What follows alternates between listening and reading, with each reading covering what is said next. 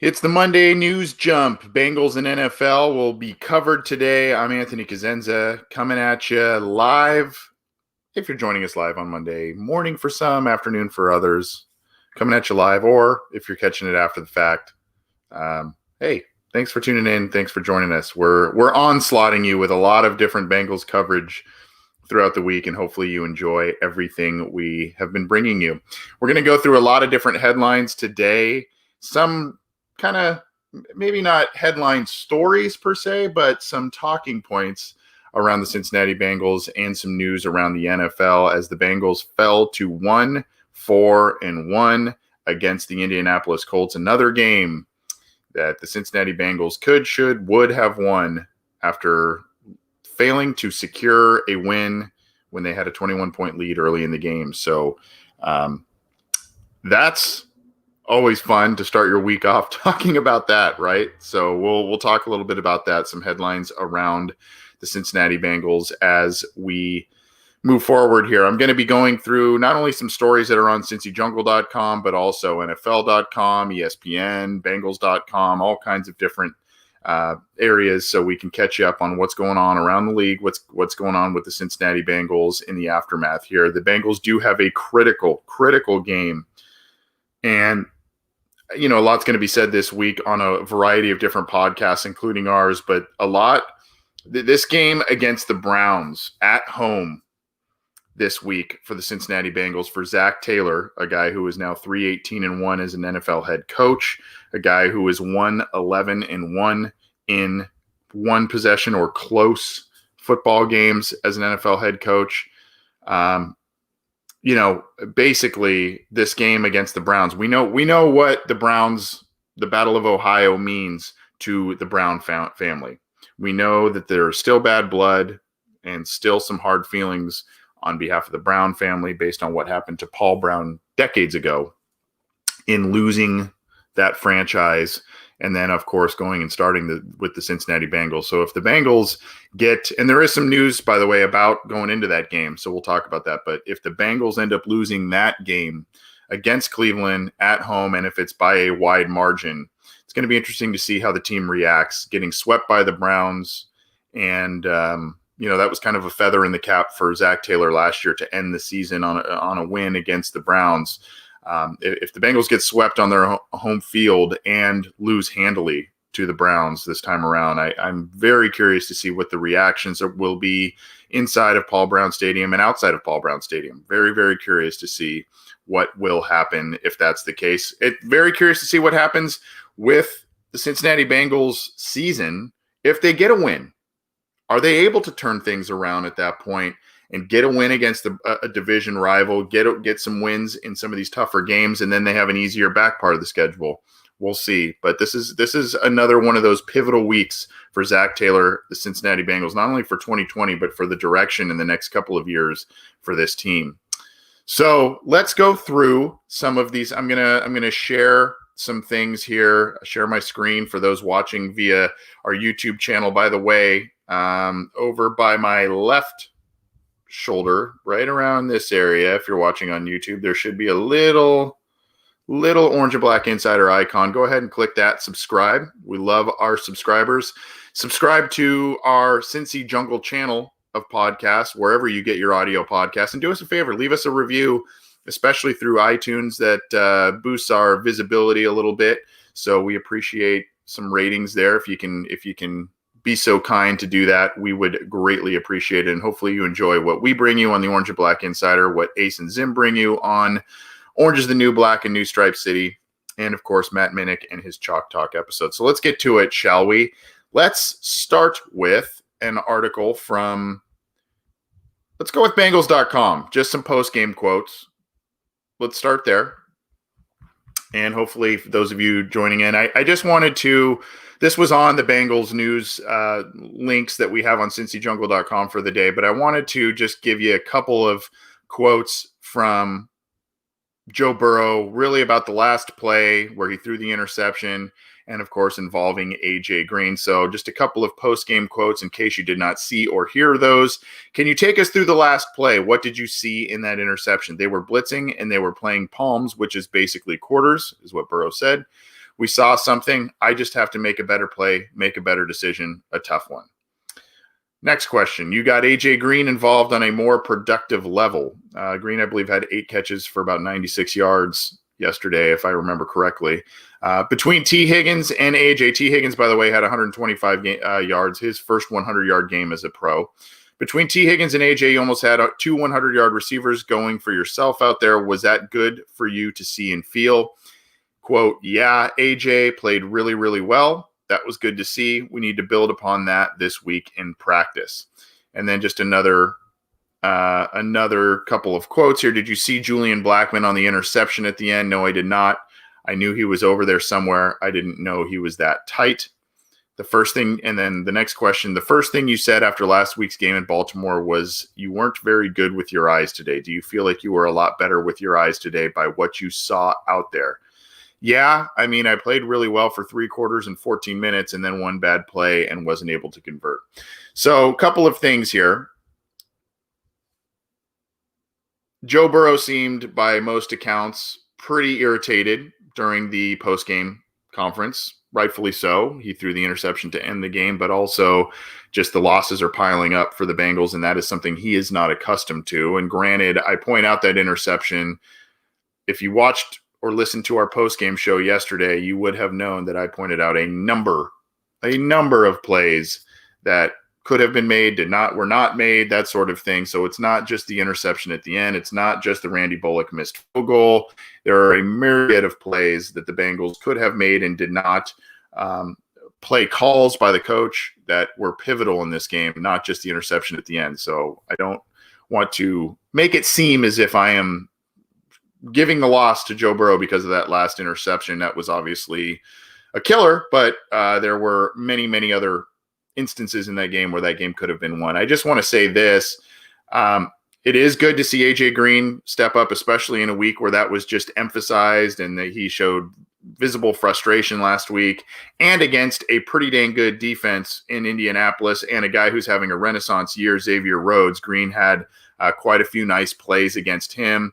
You know, I mentioned this on the post. One of the plays that could have been made or should have been made arguably yesterday was the deep ball to Green, where he kind of just let the ball come into him, maybe a tiny bit underthrown by Joe Burrow. But Green, I kind of feel like you go up and you get that catch, and then all of a sudden you've got a gigantic day for A.J. Green, statistically speaking, but still a good day. He had a really nice catch at the end of the game on the sideline. Very nice, toe tap and go down and get it.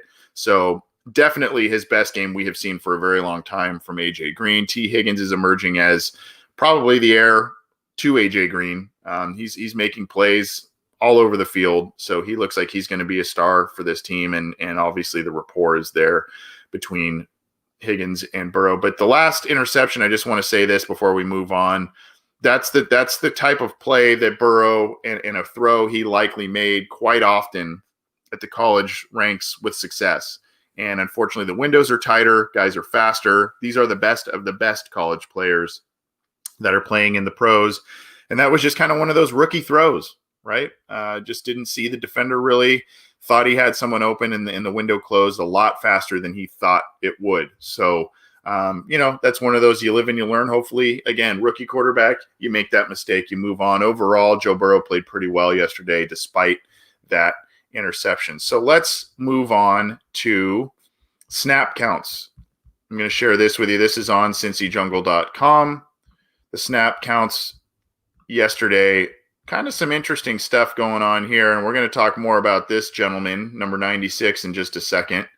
If you go down here, Akeem Davis-Gaither, he had about 50-plus snaps last week against Baltimore. He's at 26 for this week. So, definitely a different game plan. Giovanni Bernard had a significant uptick in snaps, and I thought that was interesting too. He had 35 this week. Part of that was because Joe Mixon left the game with a foot injury briefly, but I thought for some of the very questionable game decisions, play calls that Zach Taylor made, I did like some of the designs. If you notice, Bernard and Mixon were in the backfield a couple of different occasions, and definitely on one of them, a big play to Tyler Boyd early in the game was made because you're keeping the defense guessing.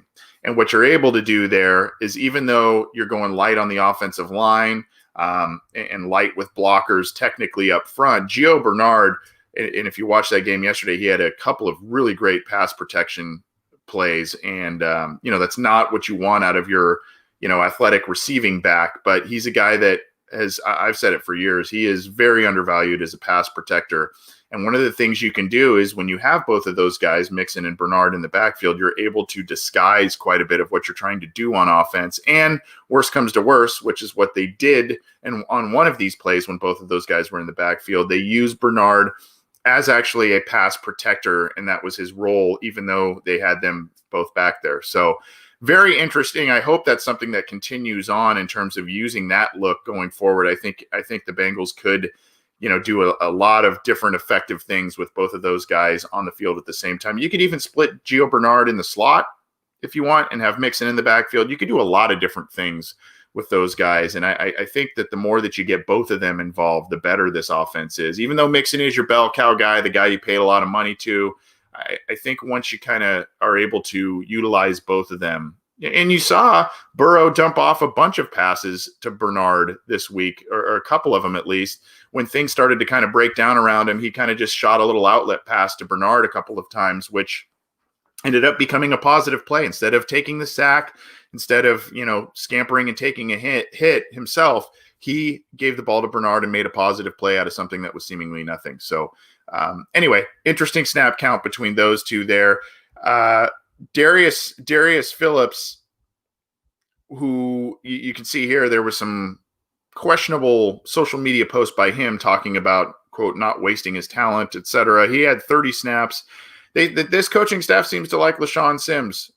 Sims had 34. Phillips had a rough day yesterday. Phillips had a really rough day. He had a good game against Baltimore. He's kind of had an up and down season starting. Look, I think we kind of knew that would maybe come.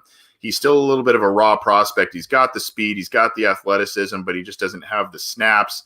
And I think, they had to thrust him into a high-profile role because of the injury to Trey Waynes earlier than they wanted to. So, I think, if you've got Phillips as your number 3 or 4 corner, that's pretty ideal at this point in time instead of your number 2 guy. He struggled yesterday, and Phillip Rivers really kind of had a field day against the Bengals secondary, with the exception of really Jesse Bates, who continues to play very, very well. Here are some of the snap counts here. Of course, Joe Burrow, all 73 offensive snaps. John Ross, active because Auden Tate had the shoulder injury. One offensive snap. I thought this was going to be a game where they were going to try and see what they had out of him, utilize him, especially when you're up 21-0. Maybe try and get him a swing pass, a little slant, something to get some yards after the catch. And get him going, get his confidence going. One snap. Alex Erickson, 3 snaps, and one of which was on the final. I think he was the target on the final interception there. So only 3 snaps on offense. AJ Green, 58 snaps. He played close to 80%. You see Mackenzie Alexander playing a good chunk. William Jackson playing 98% of the snaps. Darius Phillips, only 48. Von Bell, every single defensive snap. He was out there, and unfortunately, it was to mixed results. Gio Bernard, you see 48. Joe Mixon, 53. So you can see there, obviously, that's not a complete split. There were a couple of instances where they were out there at the same time. Jesse Bates, 63 snaps. Of course, Samaje Perine with the infamous fullback dive on 3rd down. Oh, boy. 3 offensive snaps there. Sean Williams only playing 10 defensive snaps. Interesting stuff there. Logan Wilson, 3. So check this one out. But the snap counts were very, very, very interesting across the board here.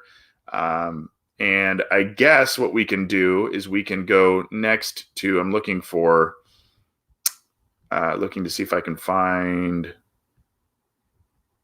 Carlos Dunlap snap counts here, because I seem to be missing it. But that's where I'm going to go next. Here he is right here, 28 snaps, only 44% of the defensive snaps. Now, that's especially interesting given the injuries on the defensive line. Geno Atkins, only 18 snaps, 29%. So they are easing him in, and those are your 2 kind of franchise cornerstone defensive players, even though they are up there in age. 28 snaps and 18 snaps, respectively, for those guys. So let's go And something that came up today, before we get to more news here, if you go to the Bengals, I don't know if you guys follow, if you guys have, all of you have Instagram accounts or what have you, but this is a picture that the Bengals Instagram had here about Jesse Bates. And last night, shortly after the game, Carlos Dunlap comments, he literally looked at me while I was on the sideline practicing social distancing from the field, said he was going to make the play to put us in position to win. So a little passive aggression from Carlos Dunlap. And there was another post down here responding to a poster. Well, I'm an outside linebacker now, so, and a bunch of different emojis. We've seen Carlos Dunlap a couple of times talk about, make kind of these comments publicly. I think if you know his Twitter handle and his Instagram handle, the Employee 96 thing, that was a deal a couple of years ago that he started calling himself because it was something to the effect of, I'm just another employee, I'm not a star player. And it was kind of a little, if I remember correctly, I think it was something where he was trying to get a contract extension and he was kind of saying, I'm just another player, I'm just another guy. And it was maybe a little jab at the organization, but also just kind of him being funny. Take that for what you will. I don't know if it's anything. I don't know if it's just frustration, but we are seeing a number of Bengals veterans, some of their best players, be frustrated from not only the losing, but their decrease in roles and all of that. AJ Green, Carlos Dunlap have voiced frustrations. Darius Phillips, Sean Williams. You had Auden Tate's agent coming out a few weeks ago saying trade him if you're not going to use him. I don't know, guys. I don't know if we are going full-blown, locker room panic button here, but or we talked about this on the Narragansett pregame show yesterday. It may be just a combination of factors. These guys aren't liking that Father Time is catching up with them. They don't like that a new coaching staff isn't coddling them maybe the way that Marvin Lewis liked to coddle veterans, and their roles decreasing, and of course the team's losing. So this probably isn't a talking point if the team's not losing, but we'll see. I'm going a little long on some of these topics. I apologize. We're going to get to more, and I'm going to hurry through these a bit so we keep this a manageable episode. I'm Anthony Cosenza with CincyJungle.com and the Orange and Black Insider Bengals podcast, and happy to have all of you with us. We've got a lot of people joining us for a Monday afternoon. Hopefully you're either back at work or taking time off of work, or I don't know, enjoying yourself, however you spend your Mondays, and hopefully you're not letting this loss in the 1-4-1 record get to you too bad here. Yeah, I see Michael Lee here. We should be 3-3 at worst. I see that, and that's something I talked about yesterday on the post game show rather. It's a team that very well could have 3 wins at this point, and all of a sudden you've got a very different looking team and a different outlook on this season if that's the case. So let's go to a couple. I'm not going to go through this a bunch because we've shared some of it already, but if you have not had the opportunity, go to the Bengals news, the link dump, I guess, if for lack of better words, thanks to Patrick Judas at CincyJungle.com. There's a lot of stuff from Bengals.com here, and this is another quote, I believe, from Joe Burrow quote. I'll have to watch the film. I'm not sure. We didn't convert on third downs the way that this might have been maybe Zach Taylor. We did stay out of second and long. We were efficient on first down. We just got to finish those third downs. Talking about the fast start on Bengals.com. And then this is the one I'm going to share with you here. There's other stuff about the team and whatnot, and on Bengals.com. I'm going to share this one from ESPN.com from good friend of the show, Ben Baby, who was on our show right before the week 1 kickoff talking Bengals with us.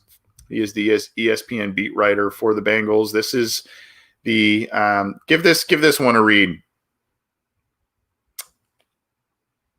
Talking about the Bengals and their inability to close close games. Here it is, folks, right here. 1-11-1 in one-score games under Zach Taylor. Now, the glass half full man or woman would say, well, that means they're really close to something special. If they have that many, if they have 13 one-score games in a matter of, 22 total games under Zach Taylor? If they have that many one-score games, obviously they're doing something right. In some ways, they're keeping games manageable. They just need a couple more pieces here and there. Okay, I guess I could see that argument. But the other side of the coin is you're still not learning how to win these games. You're still not learning when you have a 3-touchdown lead how to put a good team away when really the game kind of fell into your lap. When you get a 21-point lead on early in the game against basically the number one defense in Indianapolis, you go for the throat. And unfortunately, there were instances in that game, the fullback dive call, the subsequent field goal call that ended up being a miss. You're not being overly aggressive. And it was interesting that early in the game, Zach Taylor was aggressive with the Bengals going forward on a 4th and goal. Burrow punches it in. Yet later in the game's kind of getting out of control. You got to do something as a big momentum boost to your team. You make a bad play call, and you didn't really lose yards. You just were kind of there, and you opt for a 47, 48-yard field goal on the road instead of a very short yardage situation in which you were successful at the goal line earlier in the game. So it's those decisions that make you really cringe when you see that record, that 1-11-1. And then, of course, you can say, hey, they're close, but at some point you got to start tipping that scale in your favor in the win column. And they are not finding ways. They're actually finding ways to lose. They're finding ways to lose. And that's what's troubling to me. But good article here by Ben Baby. Check that one out about the Bengals. The Bengals' inability to close in close games. Let's kind of transition. This is a nice segue to the Bengals' upcoming game against Cleveland. In case you didn't know, yesterday, the Browns ended up replacing Baker Mayfield with Case Keenum in the game. Baker was hurt he was questionable going into that game, but he has kind of a chest injury, and it was not a good day by Mayfield. He did throw an interception, and he did have a touchdown as well, but it's not a good day, and they brought him out. And then, of course, the game got out of control, 38-7. The Browns, who were 4-1 going against the undefeated Steelers there, just ran out of the building there. But we don't know how this is going to affect him this week against the Bengals. There is a possibility that Baker Mayfield doesn't play, or maybe a similar scenario plays out where he starts the game is not able to go. So we'll see, but there is a possibility the Bengals face Case Keenum this week. Obviously something to monitor going forward, but Baker Mayfield is dealing with an injury and was removed from the game yesterday against the Steelers early. Moving on to just some other items around the NFL. The Tennessee Titans, who are one of the best teams in the league, unfortunately took a major, major hit this week. Taylor Lewan, their offensive tackle, confirms he tore his ACL. This is courtesy of Pro Football Talk and multiple sources. It went on his Twitter account. I wanted to let everyone know I got the MRI today. I tore my ACL yesterday against Houston. So Ty Sambrailo, a longtime veteran in the NFL, replaced him. And they also, I guess, they have the Georgia kid that I think a lot of Bengals fans were hoping would fall maybe into the second or third round to them, and Isaiah Wilson, a guy who really shot up draft boards late in the process last year. So he may be a guy they use around there. So they've got some depth, but Taylor Lewan is one of the best tackles in the league, and unfortunately he will be done for the rest of the year. we've talked about Burrow. Now it's time to talk about one of his classmates in the draft. It was Tua time in Miami. He got the Dolphins had a win against the Jets. By the way, everybody has, and that's where we're going next. He came into the game in the just kind of final few plays of the game, but there was Tua time in Miami, and he had a 7-yard completion and basically just handed the ball off for there, but he did go 2 of 2 for 9 yards. But he's in there at least for garbage time there. It is still Fitzpatrick's job to lose. We don't expect to see more Tua going forward, but hey, look, regardless of how Burrow's career ends up, Tua's career ends up, Herbert's career ends up, it's just good to see Tua out there based on that pretty nasty injury that he had at the end of the college season last year. And, just going out there, even if it's in garbage time, good to see him out there playing and getting some reps. And I think he was pretty excited about that. So Tua time. So far, the big three quarterbacks have taken at least some snaps in the 2020 season. Obviously, Herbert and Burrow getting significant snaps. Burrow all but one. But Tua did get some snaps on Sunday with the Dolphins. Now, this is, I know we're not a Jets channel. I know we're not a Dolphins channel here, but this is maybe something that can resonate a little bit with Cincinnati Bengals fans. There are a lot of fans, I'm already seeing it in the comments, pretty frustrated with Zach Taylor, but this is Adam Gase, the head coach of the Jets, saying, he's worried about being winless, not about his job security. Quote, "It sucks being 0-6. Well, at least the Bengals aren't 0-6.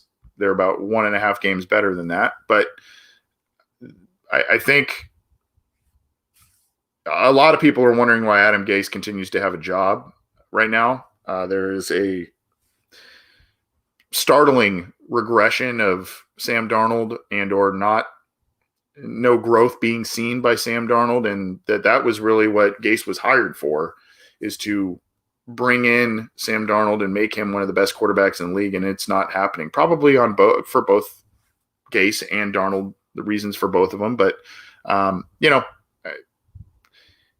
don't know. It sounds like the Jets are being pretty patient. It sounds like the Bengals are going to be very patient with Zach Taylor. And, there are some parallels here, but for now, the Jets, who seem to be the worst team in the league right now, they don't seem to be making any coaching decisions, rash ones at least at this point. So this is another headline that may resonate with some Bengals fans. That's going to do it here for the Monday News Jump here on October 19th, getting your week started. I'm Anthony Cosenza with CincyJungle.com and the Orange and Black Insider Bengals podcast. Check out all of our podcasts. We've got a show coming up Wednesday night. John Sheeran and myself will do kind of a deep analysis of what happened in week 6 and what's ahead week 7 against the Browns. Can't believe we're already in week 7. Crazy. And, we've got some stuff towards the end of the week, including a pregame show by Narragansett Beer and a post-game show after the week 7 results. So keep it to us and check out what we've got, and then keep it to CincyJungle.com for all the written news, opinions, analysis, everything on Cincy Jungle. Thanks, everybody, for tuning in. I will see you soon.